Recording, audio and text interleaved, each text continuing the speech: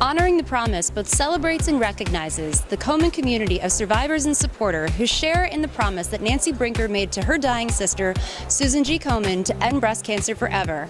Proceeds from Honoring the Promise go to fund cutting-edge national research efforts as well as community health programs in our national capital area.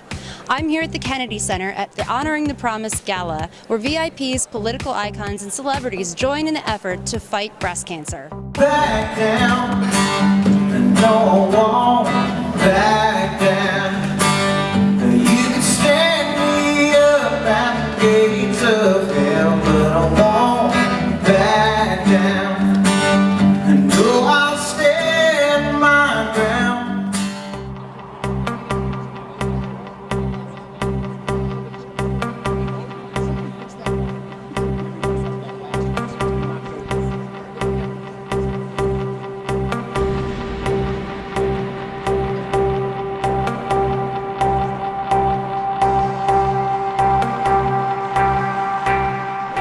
Nancy Brinker, founder of Susan G. Komen. Nancy, what are the goals of tonight's event? Well, this event is really designed to return as much as we can to the Washington community, particularly Ward 7 and 8.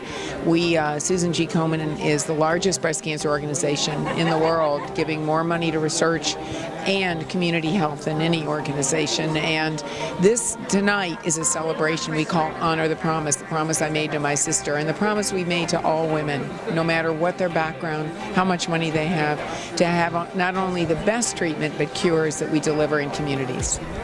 Now, in addition to tonight's event, what are some of the other main events that you all have going on across the nation? We do Race for the Cure, which is very well known, our signature event in over 119 cities, and we're very excited about our organization and what we've been able to do over the years, and we have helped with others to affect almost a 99% 5-year survival rate that used to be 74% 30 years ago of early stage breast cancer if someone diagnosed. If everything is done just right. We have a lot more work to do, and we're working hard now on metastatic disease, making sure that young women are treated, and then also someday we hope to learn how to prevent the disease. Well, tonight's event hopefully will help fund that cause. Right. Thank you so much for your time. Thank you so much. Thank you. I'm here with Zoraida. Zoraida, now I understand you underwent recently a preventative double mastectomy. No, it was not preventative. Okay. I was diagnosed with breast cancer, and actually I was diagnosed in one breast, but I had a history of issues with both. They saw something in the other one, and so I chose to have them both removed. And actually one was precancerous, the other one was cancerous. So now, being a public figure yourself, that must have taken a lot of courage to go public with the information. What made you decide to do that? Angelina Jolie. Because I was headed into work that morning, and my producer sent me a note saying, this is going to be our lead story, and it was Angelina Jolie's op-ed piece in the New York Times. And so what I say is that woman gave me a voice, because I had no idea how I was going to tell my viewers that I was going to be gone off the air because I had breast cancer and I was having a double mastectomy. That conversation just doesn't happen naturally and organically, so she allowed me to be able to talk about it, and it ended up being one of the most healing moments to be able to talk about it and hear from all these women who have gone through various different stages, and then to be able to help the ones that were just recently diagnosed. It's been an amazing journey. Well, Zoraida, you're an inspiration for many women that are that are fighting the disease, survivors, and the like. Thank you so much for your time. It's quite a sisterhood, I will say. My pleasure. Thank you.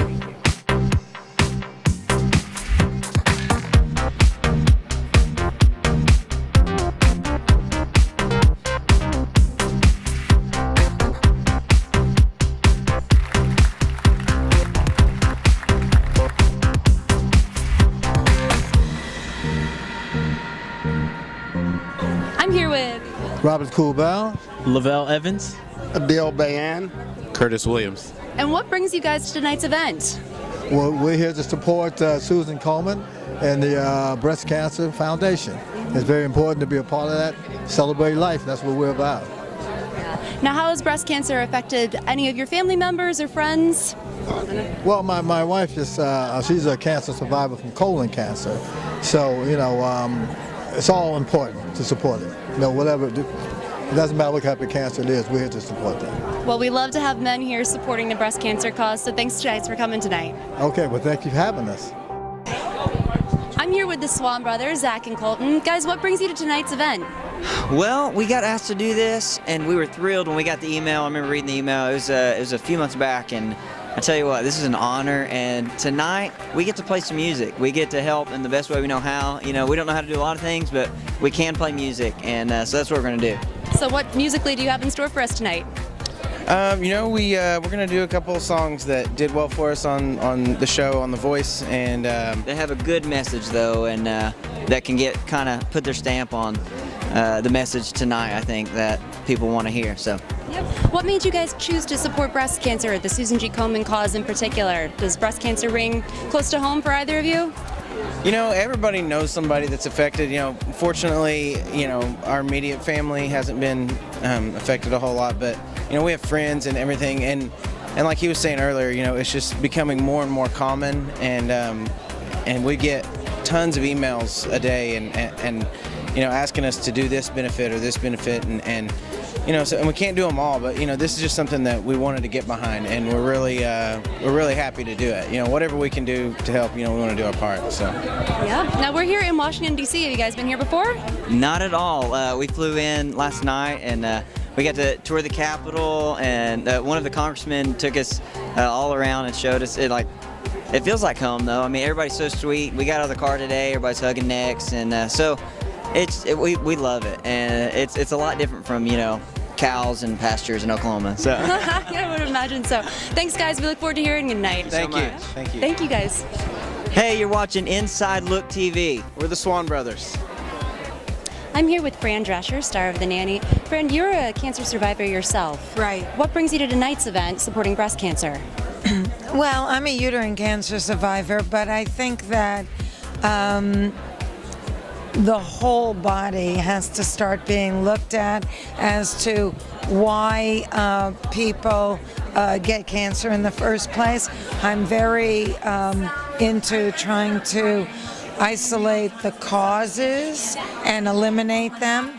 And I'm a cancer survivor, 13 years well, and I wrote the New York Times bestseller Cancer Schmancer, which parlayed into my own organization, the Cancer Schmancer Movement, and we are very focused on early detection, prevention, and policy change. But once you're in this health space, you align yourself with other NGOs like the Komen Foundation, who does amazing work, and I'm always happy to lend my celebrity to help bring focus so that they can further their goals and efforts and mission. And I think that certainly the 21st century is all about being inclusive, not exclusive, and locking elbows and moving forward and doing what's best on all fronts for the greater good. Now, I know you were instrumental and lent your celebrity to the passing of the Gynecologic Education and Awareness Act. That's correct. Both sides unanimous consent. Talk to me a little bit about how you brought everyone together to rally behind the cause.